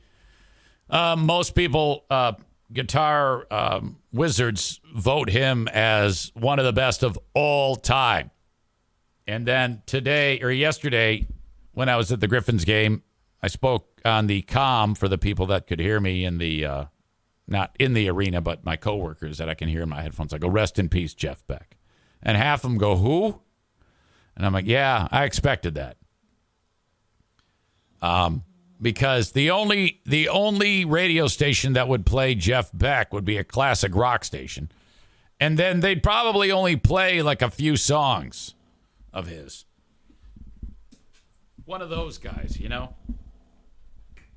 The old timers know who Jeff Beck is. Speaking of old timers, there is a brand new Alzheimer's drug. This one's tricky, though. Lecanemab, or Lecanemab, Lecanemab. It's been being tested and looked at and worked on for years. It has received accelerated approval from the FDA amid safety concerns.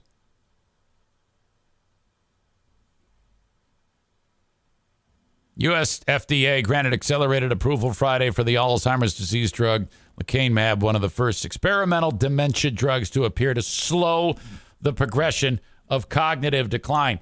Now, when I first hear that, I was like, oh, my God, throw this in my dad right now.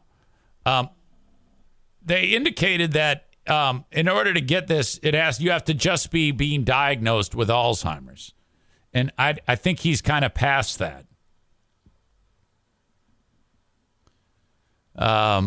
A doctor at the Office of Neuroscience and the FDA Center for Drug Evaluation and Research said this treatment option is the latest therapy to target and affect the underlying disease process of Alzheimer's instead of only treating the symptoms of the disease. I guess it's a protein that's destructive that floats around in there in your system that does its damage. This slows that down. However, it has some safety concerns. They're saying the side effects could be adverse, including swelling of your brain and bleeding. Can you just imagine if we get to a point in science and medicine, and we might,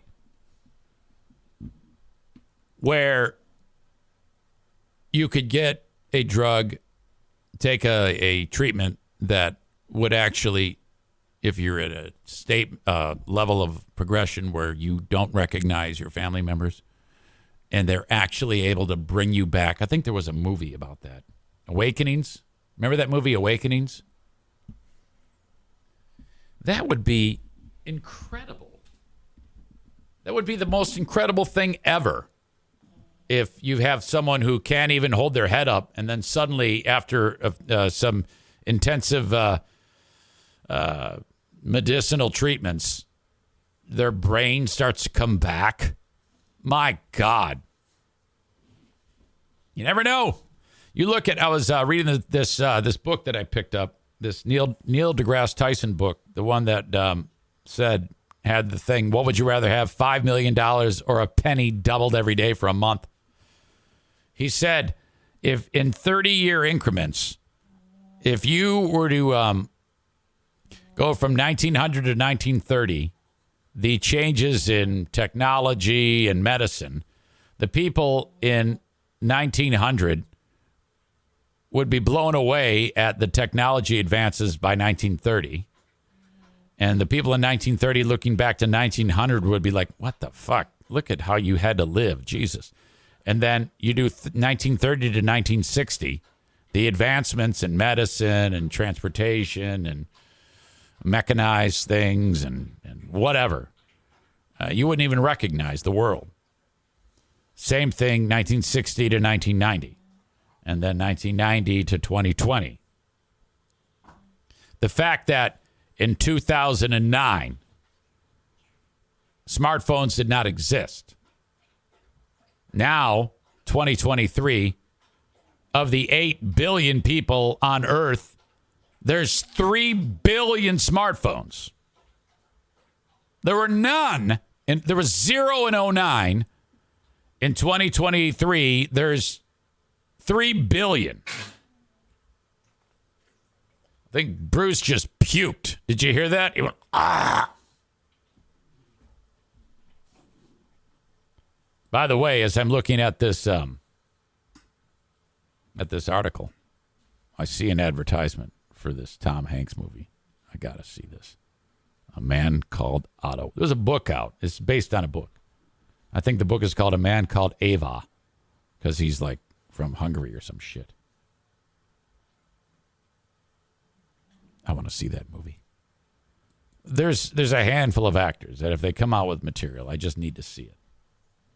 Tom Cruise. Tom Hanks. Brad Pitt. Clooney. I don't think Clooney's done anything in like forever, right? Hasn't it been a while? My point is, in all of this, is maybe down the road, lecanemab, a monoclonal antibody, is not a cure, but works by binding to the culprit, amyloid beta, a hallmark of Alzheimer's disease. In late November, results from an 18-month phase 3 clinical trial published to the New England Journal of Medicine showed that lecanemab, I don't even know how to fucking say it, reduced markers of amyloid in early Alzheimer's disease and resulted in moderately less decline on measures of cognition and function, more so than placebo at 18 months, but was associated with adverse events. So you're rolling the dice. I don't know if this is going to work. The results also showed that about 6.9% of the participants given the medicine as an intravenous infusion discontinued the trial due to adverse events.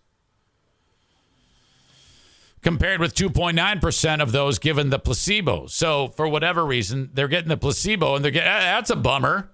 You know, you think you're getting the medicine, you're being given a placebo, and you're still getting fucked up, even though it's a placebo. How the fuck does that happen? Talk about getting ripped off. Yeah, we're going to put you on this new trial medicine, but there is a chance you'll be getting a placebo. We don't know yet. It's blind. 3% of those fuckers started having bad shit happen to them, and they didn't even get the fucking medicine. Overall, there were serious adverse events in 14% of the lecanemab group and 11.3% of the placebo group. What the fuck? That's high. Most common adverse effects: reactions to the intravenous infusions and abnormalities on their MRIs, such as brain swelling and bleeding, called amyloid-related imaging abnormalities, or ARIA Stark, which can become life-threatening. Okay, get this. Old folks get Alzheimer's. Old folks have Medicare. The lecanemab will carry a wholesale price of, per year, each patient, the price tag is $26,500. Okay, if you make a medicine, let's just say, for the sake of this discussion, there are no side effects. And Medicare does not cover it. Now, you can take it and positive things are going to happen to you with no side effects. There's no way anybody's going to be able to afford that. And say, well, fuck you. You die. $26,500 a year. There is no way in hell that any medicine made that you can name the price on the medicine. There's no reason why the cost should be that. Maybe there is. I don't know it. Maybe the cost to make it was so unbelievably high that they have to price it that way to hope to the drug manufacturer to be able to turn a profit in a reasonable amount of time. I don't know. I think that if you're a drug company and you make those medicines, okay, the argument could be made for a price tag of $26,500 if you stand before the public and you say, okay, this medicine, this fictitious medicine will cure Alzheimer's disease. It cost us $45 trillion to make it. Thus, it will cost this much, this expensive price tag for the medicine. That information needs to be made public. We need to know why it would cost us $26,500 for the drug. And this drug there's high risks and it doesn't cure it. So that's fucking crazy to me. How the hell is it? Can someone explain to me why it has to be so expensive? Two drug companies, Biogen and Eisai, have listed have listed the drug slightly below the reduced price of the Alzheimer's medication Aduhelm, which now costs an average patient $28,200 a year. Now, hopefully that's covered by Medicare. The companies had to lower the cost, originally set at $56,000 a year after insurance companies balked at covering it. I don't know how an insurance company survives. My God. In justifying the cost of Leqembi, the company said in a news release, the one that was $56,000 a year that they dropped down to $28,200. They said in a news release that based on the estimated quality of life gained by people who take it, the value of the medication to society is around $37 a year. Fuck that. But they chose to go lower, aiming to promote broader patient access. Oh, that's so generous of you. You knocked it from $56,000 to $28,000.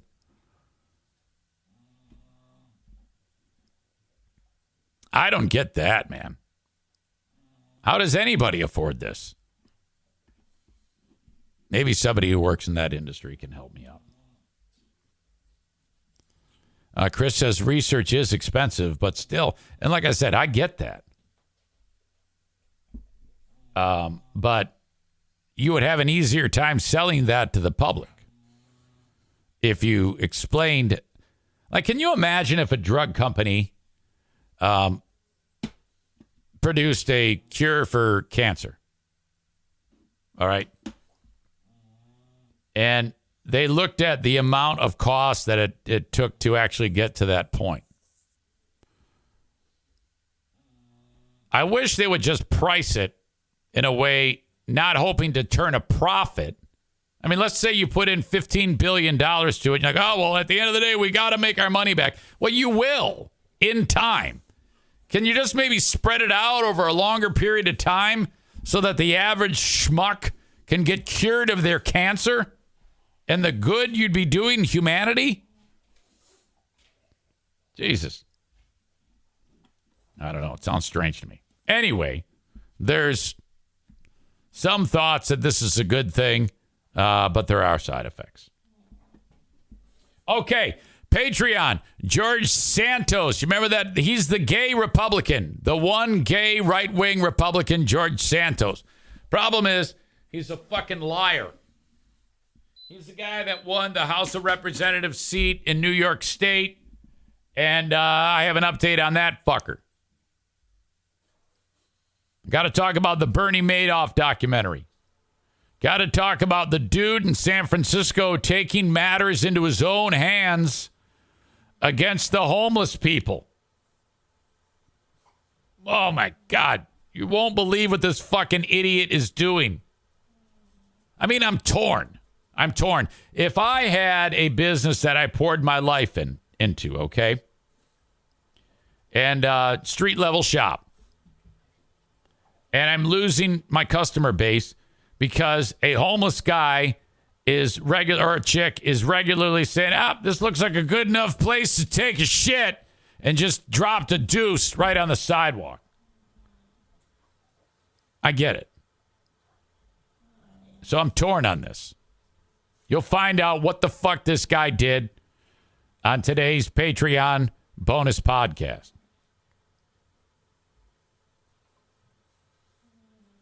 Advertise on the Eric Zane Show podcast. Send me an email, eric@ericzaneshow.com. If you want to know how it works, I'd love to have you on here and introduce you to my audience. Thank you to the Mario Flores Lakeshore team of Van Dyke Mortgage. 231-332-6505. If you need a mortgage or maybe a refi, money out of your home to pay off excuse me, hang on.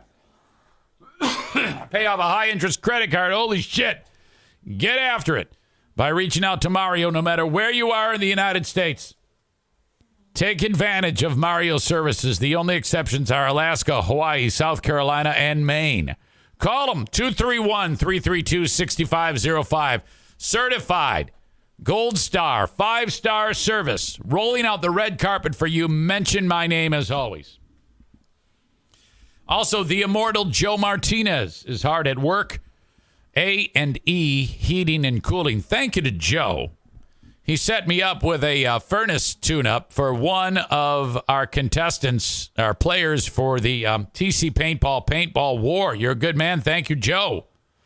You, too, can get that furnace tuned up, and it's not too late. Even though we're midway through the heating season, I mean, seriously, there's so much good that comes out of having Joe or one of his crew take a look at your furnace, clean it out, tune it up, make sure everything is operating the way it should be, preventative maintenance. It runs more efficiently. It burns fuel more efficiently so that you're paying less each month on your energy bills. He's able to maybe bypass any type of potential problems. And frankly, he can take a look at that thing and give you a lifespan remaining on your furnace so you can kind of prepare for that. I know I'm due. Call up Joe, 616-200-85. No, I'm sorry, that's the wrong number. 616-516-8579 for A&E Heating and Cooling. 616-516-8579. Yesterday, our asshole of the day was young boys doing the pepper grinder on the big board. My God. Never get over that. Hey, let's show everybody that we like to suck dick. The fuck? All right. Your asshole of the day brought to you by TC Paintball. I got to keep it real. It's Joe Biden. Joe Biden is the asshole of the day for the latest document hoarding scandal. What a crock of shit. As we wrap up this show, saying hello to MC_Rufino, RUFINO, is watching from the beautiful country of Brazil. I hope you are well. I appreciate you enjoying the show, which originates in the state of Michigan, in the country of the United States. God bless the people from Brazil. Or are you just visiting? Are you visiting? Do you live there? How are things in Brazil? Bob writes asshole of the day, and then he uses the term mainstream media, whatever, for not bashing Biden for doing the same thing they blasted Trump for. Keep it fair and hate on everyone like EZ. Thank you, Bob. Tyler drops forbidden Spanish on MC Rufino, but in Brazil, they don't speak Spanish. You can't say tu madre es una puta to a man or woman who speaks Portuguese, dumbass.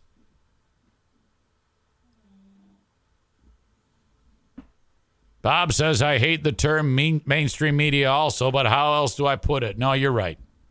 You're right. Tyler knows that they speak Portuguese too. He's just being a dumbass. Okay, thank you. Enjoy your day. Patreon in a bit. Ben and Eric tonight. Thank you for being part of this show. Talk to you next time. Bye-bye. Wish me luck.